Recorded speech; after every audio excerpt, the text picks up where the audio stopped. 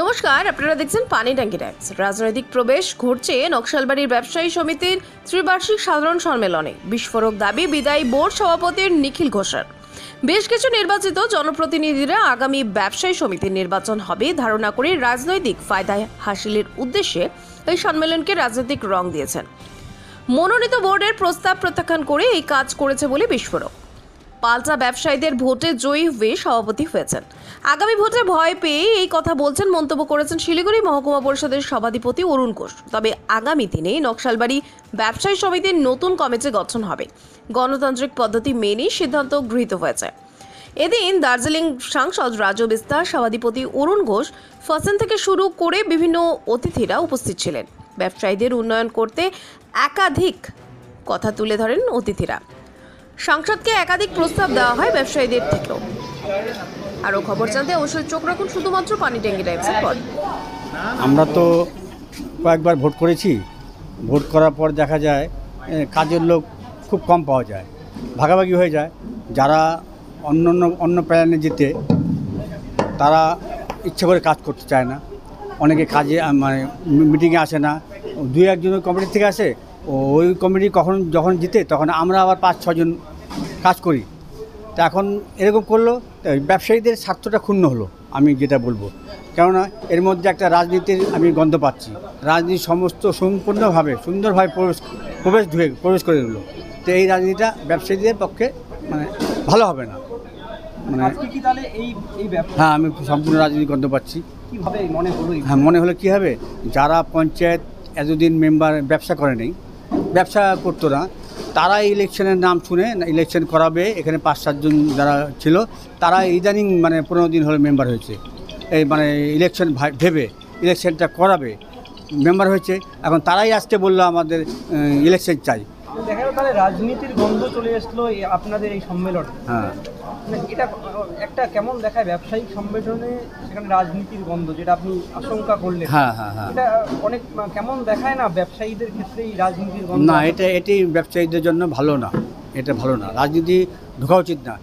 যারা বিভিন্ন ক্ষমতায় আছে, সরকারি ক্ষমতায়, যেমন পঞ্চায়েতের ক্ষমতায় আছেন, পঞ্চায়েত সমিতির ক্ষমতায় আছেন, মহকুমা পরিষদের ক্ষমতায় আছেন, তারা যদি ব্যবসায়ী সমিতি এসে ইলেকশনে লড়ে তারা যদি আবার ক্ষমতা চায়, তাহলে আমরা সরকারি কাজগুলো যে এরা করবে, এদেরকে মানে ইয়েটা দেবে কে, মানে সুঝাও যেটাকে বলে, পরামর্শটা দেবে কে?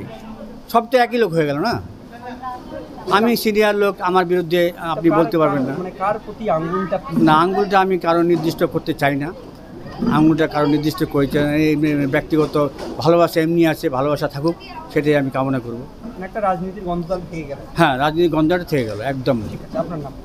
নিখিল ঘোষ, প্রাক্তন সভাপতি বলতে পারেন। এখন কার্যকরী, এখন কার্যভার আমি যতদিন না হয় ইলেকশন নতুন বডি না হয়, আমি সভাপতি থাকবো আর কি, এটাই। না, আমার কথা হচ্ছে একটাই, যে উনি কীভাবে চুজ হয়েছেন। উনি তো ইলেকশনের মাধ্যমে এখানে এসছেন। আমি আজকে ওনার সিলেকশনে কেন যাবে বা উনি কেন কমিটি দিবে আমি জানি না। উনি গতবার যখন নির্বাচিত হয়েছেন, ব্যবসায়ীরা ওনাকে নির্বাচিত করে প্রেসিডেন্ট বানিয়েছে। উনি কিন্তু ইলেকশনের মাধ্যমে নির্বাচিত সভাপতি আছেন। তা এখন ওনাদের এটা তো গণতান্ত্রিক অধিকার মানুষের। ব্যবসায়ীরা আছে, 1610 জন ব্যবসায়ী আছে। 1610 জন ব্যবসায়ী নিজের মতামত প্রকাশ করবে। এখানে রাজনীতির তো কোনো ব্যাপার না, রাজনীতিক সিম্বলও নেই। উনি কেন মনে করছেন এটা ওনার বিষয়, কিন্তু আমার মনে উনি যখন এখান থেকে ইলেকশনের মাধ্যমে উনি জিতেছেন, আর একবার নয়, উনি বহুদিন থেকে ইলেকশন করে আসছেন। আজকে ইলেকশন হলো কেন ভয় ওনাদের আমি জানি না। হয়তো ওনারা কাজ করতে ব্যর্থ হয়েছেন, মানুষ ওনাদের চায় না, ব্যবসায়ীরা ওনাদের চায় না, সেই কারণে হয়তো উনি ভয় পাচ্ছেন। আদারওয়াইজ এটাতে ইলেকশন তো ইলেকশন, এটা তো সিস্টেমের মধ্যে আছে। আমাদের ভোট শেষ হবে, মেয়াদ শেষ হবে, যেটা হবে ঠিক হবে সেটা হবে। ইলেকশন ঠিক হয়েছে, ইলেকশন হবে। তাতে এখানে গন্ধ সন্দেহের তো কিছু নেই। এর আগের বারও জনপ্রতিনিধিরা ব্যবসায়ী সমিতির মেম্বার ছিলেন। বিগত ভোটে যারা আছেন তারাও জনপ্রতিনিধি ছিলেন। তাহলে তারাও কি সেই করেছে? তখন তো উনি বলেনি যে এটা রাজনৈতিক গন্ধ। তখন তৎকালীন প্রধান এই কমিটির বোর্ড মেম্বার, উপপ্রধান তখনকার বোর্ডের মেম্বার, পঞ্চায়েত সমিতির সদস্য এখানকার মেম্বার এখনও এক্সিস্টে আছে। তো সেই সময় হলো না, এখন হলো। এখন ওনারা ভয় পাচ্ছে, আর অন্য কোনো ব্যাপার। অভিযোগটা তাহলে আমার মনে হয় ওনারা 25 জনের প্যানেল দিতে পারবেন। আপনাদের মাধ্যমে জানিয়ে গেলাম, আপনি দেখে রাখুন। ব্যবসায়ীরা ভোট দেবেন, ভোট তো আর হবে না। এটা তো সিলেকশন ভোটের সময় ভোট তো ব্যবসায়ীরা দেবেন। ব্যবসায়ীরা কী করে একদম গোপন ব্যালটেই ভোট হয়। যেভাবে ইলেকশন কমিশন ঠিক করে দেবেন সেভাবে ভোট হবে। আমার মনে হয় ওনারা কাজ করতে ব্যর্থ হয়েছেন, সেই জন্য ভয় পাচ্ছেন। 3.5 বছর মেয়াদ উত্তীর্ণ হয়ে গেছে, 3.5 বছরে কাজ করতে পারেনি দেখে ভয় পাচ্ছেন যে ইলেকশনটা করতে, আর অন্য কোনো ব্যাপার নেই এখানে। একটা যে অভিযোগ যে অনেকে আছে যে যে আপনাদের প্যানেল থেকে দাঁড়ানোর মানে প্রস্তাবের চিন্তাভাবনা করতেছে, তারা ব্যবসায়ীর সাথে কোনোদিনও এর আগে জড়িত ছিল না, নতুন করে নাম উঠায়। আমি তো নিজেই জড়িত না, কিন্তু আমি ব্যবসায়ীদের উন্নতির জন্য আমি করতে যাচ্ছি। আমি তো সভাধিপতি, অ্যাজ এ সভাপতিতে আমিও ক্যান্ডিডেট হব।